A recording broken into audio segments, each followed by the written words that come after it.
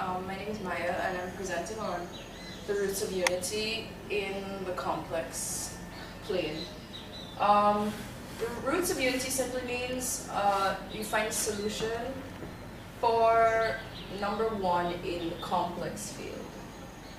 And it can be represented in unit circle and whatnot, so I'll show you that. For example, if you take like 1 to the 1 over 4, right? You know that according to Euler's form that any complex number can be represented like z is equal to e to the I theta, which is equal to r e to the I theta, which is equal to cos theta plus I sine theta. Alright, so we'll use this here, refer back to this number here. So 1 to the 4th is equal to r e I theta to 1 over 4. Okay. Now we're gonna look at this section here. So then you break it down, because we know that if you have a, b to the n, you can put it to a to the n, and b to the n. No.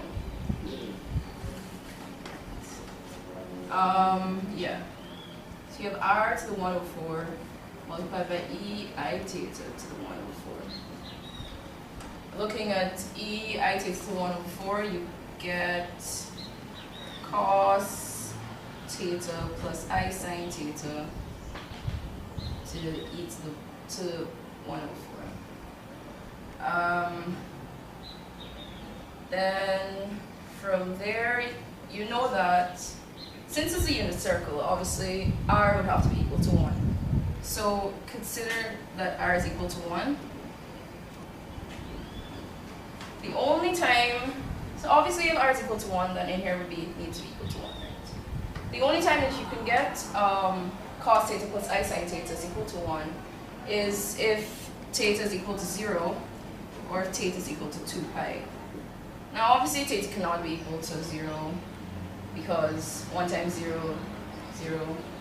So we're going to work with 2 pi here. So taking that into consideration, this would be now equal to cos 2 pi plus I sine of 2 pi to the 1 over 4, which, putting it back into this form, would give you e of I 2 pi and k, since we're dealing with periodic stuff. So back into this form, 1 to the 1 over 4 is equal to r to the 1 over 4 times e I 2 pi k. Okay, so when k is equal to 0, 1, 2, and 3, since we're dealing with the fourth. So looking at considering theta is equal to 2 pi k. When k is equal to 0, we know that theta is equal to 2 pi multiplied by 0, which is equal to 0. When k is equal to 1, theta is equal to,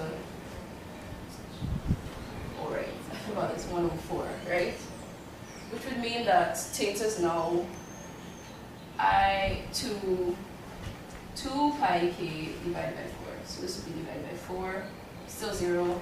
This is 2 pi into 1 divided by 4, which is equal to pi over 2. When k is equal to 2, theta is equal to 2 pi multiplied by 2 divided by 4, which is equal to 4 pi divided by 4, which is equal to pi. All this happens when the radius is equal to 1. So now when k is equal to 3, theta is equal to 2 pi multiplied by 3 divided by 4, which is equal to 6 pi over 4, which is equal to 3 pi over 2. I'm not sure if you're able to notice, but these are the values for the axis on the unit circle. So if you draw it in the unit circle, then you can see that this is the first point. K is equal to 0. This is K is equal to 1. This K is equal to 2. And this K is equal to 3. Another point to note is that the distances between these values are all the same. And this would occur as you go up in every degree. The same thing will happen. The distance between the points will always be the same. So they use this here, this roots of unity, to look at oscillations and stuff like that in physics.